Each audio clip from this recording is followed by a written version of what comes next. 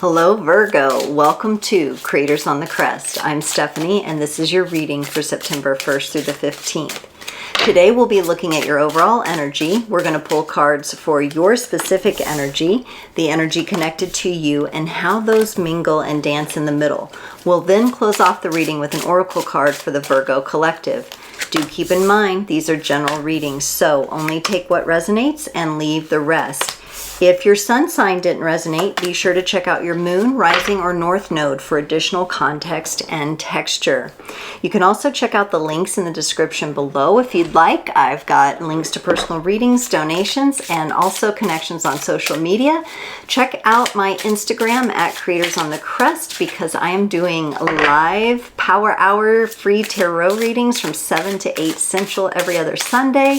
We're having a lot of fun. You can come on, ask a question, you can come on the video, or you can just do so in the comments, and it's a great time. Okay, Virgo, let's look at your overall energy, the Seven of Swords.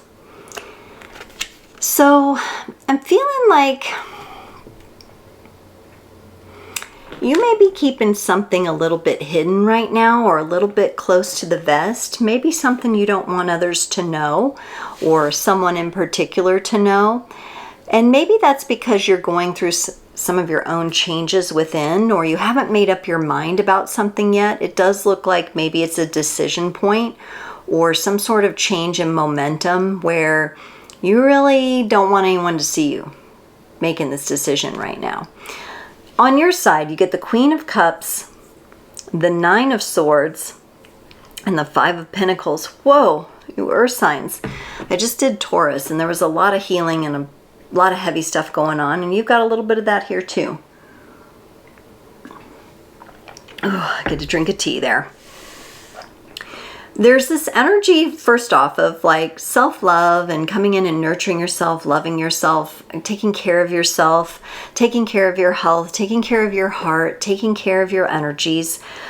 But boy, do you get in your mind sometimes with this Nine of Swords, and every time you get into that place of overthinking and stressing about everything that you're analyzing and looking at, you overwhelm yourself, you shut down, and then you feel almost like you've abandoned yourself and you've abandoned your heart's desires and your wishes. And it seems like you're struggling to bring these things into a better balance.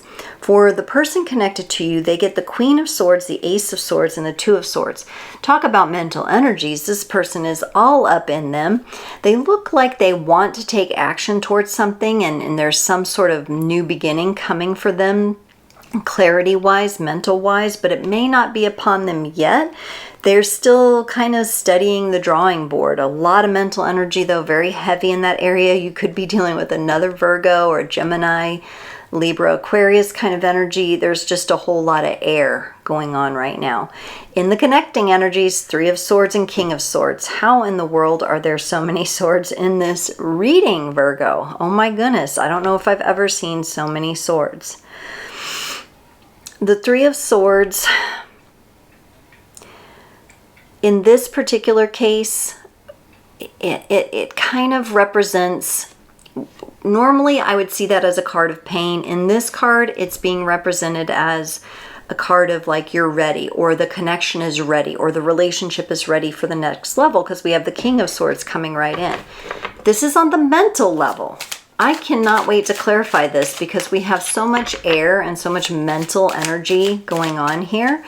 We could have some good communication going on, which I like to see. But man, are we up in our heads here. Let's look at the Queen of Cups for you. This is that heart-centered energy. It's clarified by the Wheel of Fortune and the King of Wands. So Virgo, here you are. You're looking at doing a little bit better self-care. You could be looking at your health. You could be looking at literally your heart health or something along those lines. And you're trying to make changes in that direction, but you keep getting shut down by your own ego, your own arrogance, your own overconfidence. Why are you doing that?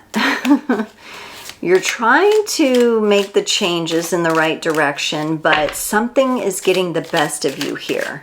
And this is you to do with you. It's not you trying to improve on loving someone else. That's fine. This is about your own self-care and your self-love. But there's this part of you that always kind of stands in the way, it looks like. Let's look at this Nine of Swords, the Page of Cups, and the Emperor. Yes, you're being extremely stubborn about getting into the place where you can really offer yourself more self-love, more self-care, almost like disregarding yourself, like you don't even need it. Like, I don't need that. And there's a whole lot of ego and arrogance going on here in this reading. I'm not going to lie to you, Virgo. There's a whole lot of ego on your side here. The Emperor and the King of Wands. Putting those together, that's a lot of arrogance. That's a lot of my shit don't stink. Everything I think is right, and I'm not going to change my mind. And you're working against yourself here. You're actually working against your own heart's desires. You're working against your own care and love for yourself, and it's bringing you down at times. It's really bringing you down at times. It's really something you're going to have to maybe keep in check. You could look also for Aries, Leo, and Sagittarian energies in your chart and where the planets are in those respectively. Seeing if you can, maybe they're in the house placement, seeing if you can work with that energy a little. For the Five of Pentacles, you get the Ace of Swords and the Page of Pentacles. This is a little bit fresher energy. Things are looking up here. We do have the Ace of Swords, which is honestly clarity and a new way of thinking through things. With this being on top of the Five of Pentacles, which is a card of abandonment and being kind of, you know, left out, left behind, like those kinds of energies, you're taking a whole new look at this perspective. You're looking at the Page of Pentacles here, which is learning how to create your own material and financial wealth. And you have some new ideas about that, which I really like. Fresh ideas, new ideas. And you're trying to override maybe some old programming that has to do with lack. Excuse me. Whew, you just have so much energy going on here. Whew. Queen of Swords for this person that's connected to you, who's all up in their head, just about everything it seems, is clarified by the Nine of Wands and the Page of Swords. They're resisting the next step on their journey for some reason. They may lack, I feel like they have determination, but there may be some lack of confidence or the lack of knowledge of a certain particular skill. They are trying to move themselves into the energy of being willing to learn that, but there's stubbornness here too and resistance to that. Could be dealing with a Taurus or someone that carries some Tauran energies. For their Ace of Swords, because you had the Ace of Swords, they have it. They got the Ten of Cups and the Death card. This is good news because I feel like they're taking also a new way of thinking about things. I think it's different than your way of thinking about things, but it's a new way for them. And their priorities are a happy home, a happy environment, a happy family, and transformation and growth.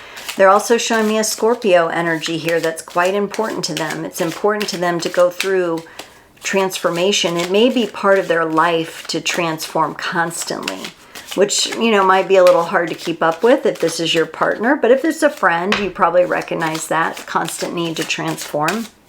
Let's look at this Two of Swords.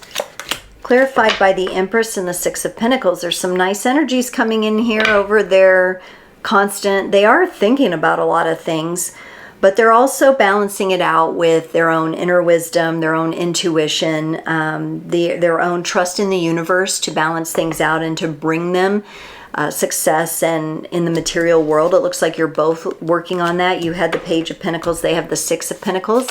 Sixes are a card of celebration, things coming into balance, things coming together. So looking good now that we clarify for them. Now let's look at the Three of Swords here in the connecting energies. So the Hanged Man comes in on your side and the Moon on theirs. I don't know what this is, and a bug bit me and I itch over here. There must be a bug or a mosquito in here. I'm ready for them to be gone this year. Okay, the Hanged Man. The both of you are not seeing something very important about this relationship. There is something very important. it has to do with letting each other grow and expand in your own ways.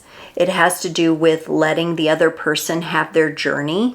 It has to do with allowing that. I think you're both working on it, but there are things that have not fully come into clarity yet for the both of you. These are major energies that this relationship is going through. And kind of tough because it's not always super clear from the looks of it. The King of Swords is clarified by the Hierophant on your side and the Queen of Swords. Putting these two together, the King and the Queen of Swords, this can be conflicting energy at times, but we do have the Hierophant here. I think there's a whole lot of encouragement for the two of you to really take a look at respecting each other's processes and way of doing things.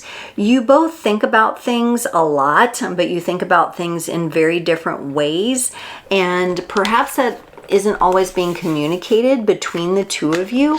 Even if this is just a friend, there could be times where you just don't want to talk to them about certain things and you hold back, and that's okay.